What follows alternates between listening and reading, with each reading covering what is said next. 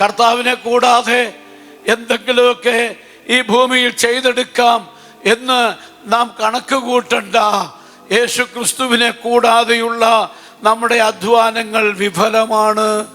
യഹോവ വീട് പണിയാതിരുന്നാൽ പണിയുന്നവർ വൃഥാ, അധ്വാനിക്കുന്നു. യഹോവ പട്ടണം കാക്കാതിരുന്നാൽ കാവൽക്കാർ വൃഥാ ജാഗരിക്കുന്നു.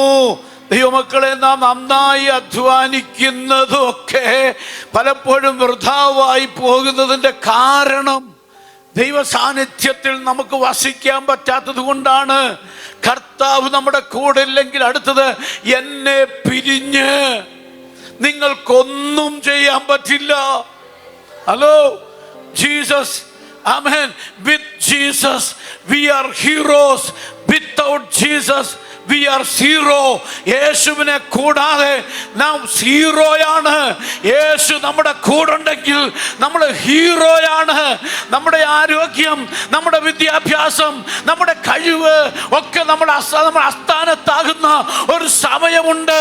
എന്നാൽ യേശു നമ്മുടെ കൂടെ ഉണ്ടെങ്കിൽ നമുക്ക് പണമില്ലെങ്കിലും, നമുക്ക് വിദ്യാഭ്യാസമില്ലെങ്കിലും, സ്വാധീനമില്ലെങ്കിലും നിനക്ക് വേണ്ടി ദൂതനെ ഇറക്കാൻ മനസ്സിലാകുന്നവർക്കായി ഞാൻ ദൈവത്തെ സ്തുതിക്കുക.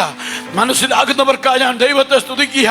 ഇന്ന് പകൽക്കാലം ഒരു അഭിഷേകം നിന്റെ മേൽ പകരുക. യേശുവിൻ്റെ കൂടെ നടക്കാൻ, ദൈവ സാന്നിധ്യത്തിൽ നടക്കാൻ. Praise the lord. ദൈവാത്മാവിനെ ശക്തീകരിക്കുക. ഹാനോക്ക് ദൈവത്തിൻ്റെ കൂടെ നടന്നതുപോലെ ഒരു മനുഷ്യൻ പോലും ദൈവ കൂടെ നടക്കാനില്ലെങ്കിലും ആമേൻ, ദൈവവുമായിട്ട് നീ ഒരുമിച്ച് ചേർന്ന്. വേദപുസ്തകം പറയുന്നു, രണ്ടുപേർ ഒത്തിട്ടല്ലാതെ ഒരുമിച്ച് നടക്കാൻ പറ്റില്ല.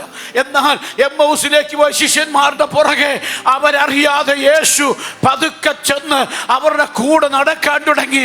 അവരുടെ കൂടെ നടന്ന് അവർ തർക്കിക്കുകയാണ്, അവർ വാദിക്കുകയാണ്, അവർ ഒരുമിച്ച് ഇങ്ങനെ ഒരുമിച്ച് പോകുന്നെങ്കിലും അവരുടെ ഇടയിൽ വലിയ തർക്കമാണ്. യേശു കർത്താവ് കൂടെ നടന്ന് അവരോട് സംസാരിച്ചു കൊണ്ടേയിരുന്നു. Praise the lord, hallelujah. നമ്മുടെ വിജയം അതാണ്. തർക്കമില്ലാഞ്ഞിട്ടല്ല, വാദമില്ലാഞ്ഞിട്ടല്ല നമ്മൾ പിരിഞ്ഞു പോകാതിരിക്കുന്നത്, ഡിവോഴ്സിന് പോകാതിരിക്കുന്നത്. തർക്കവും വാദവും ഒക്കെ ഉണ്ട് എങ്കിലും നമ്മുടെ തർക്കത്തിൻ്റെയും വാദത്തിൻ്റെയും ഇടയ്ക്ക് നമ്മുടെ ഇടയിൽ നിന്ന് നമ്മോട് സംസാരിക്കുന്ന ഒരു ദൈവ സാന്നിധ്യമുണ്ട്, ഒരു ദൈവ ശബ്ദമുണ്ട്. നമ്മളെ ധൈര്യപ്പെടുത്തുന്ന, നമ്മളെ ശക്തീകരിക്കുന്ന, നമ്മളെ കർത്താവിനോട് ചേർത്ത് പിടിക്കുന്ന. അവൻ നമ്മളോട് സംസാരിച്ചു കൊണ്ടിരുന്നപ്പോൾ നമ്മുടെ ഹൃദയം ഉള്ളിൽ കത്തിക്കൊണ്ടിരുന്നില്ലയോ എന്നവർ പറഞ്ഞതുപോലെ അകത്തളത്തിൽ ആത്മൻ വചനത്തിന്റെ തീ കത്തുന്നത് കൊണ്ടാണ് ഞാനും നിങ്ങളും തകരാതിരിക്കുന്നത്.